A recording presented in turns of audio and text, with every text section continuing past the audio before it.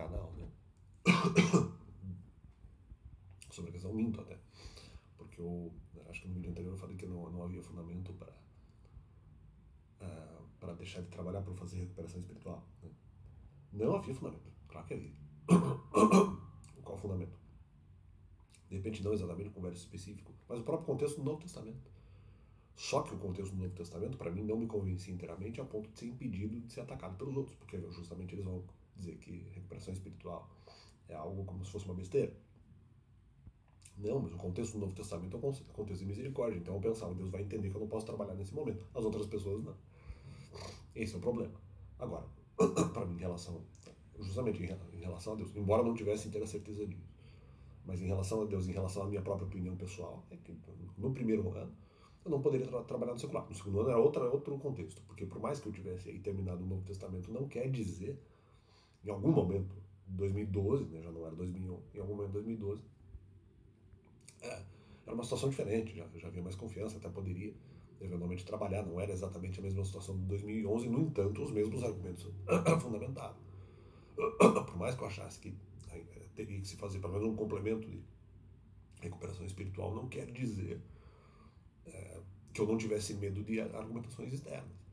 E outra, não, mesmo em 2011 eu tinha medo dos outros, mas o contexto, aí que tá. E havia não só o argumento dos outros, mas também versos que diziam que se deveria trabalhar no secular, mas o contexto do Novo Testamento não era esse. Era de, eventualmente, pelo menos um argumento que eu poderia usar, misericórdia a ponto de que não precisaria trabalhar para que houvesse recuperação, né, espiritual. E uma misericórdia, mesmo no conteúdo, claro, não ia saber separar totalmente esses conceitos, mas uma misericórdia a ponto de que não seria pecado, não. Porque justamente haveria compreensão de não, agora não dá. Então era isso. Então eu não concordo com isso. Mas as pessoas vão atacar. Tenho medo delas, talvez elas até tenham razão. Eu conheço alguns versos que podem fundamentar a posição das outras, mas eu não tenho certeza se elas estão certas. Para evitar o ataque, busquei trabalho. Claro, e mesmo até poderia, se fosse contratado, poderia trabalhar, mas seria, no caso, por meio do externo, justamente o fato de não trabalhar, no caso, teria uma fundamentação espiritual, sim, embora ela também, na verdade, fosse duvidosa, né? Então, mas se bem que trabalhar também era, então ali, sendo duvidoso, mas por meio de argumentação externa, e até as pessoas poderiam estar certas, havia outros versos dizendo sobre a questão do trabalho.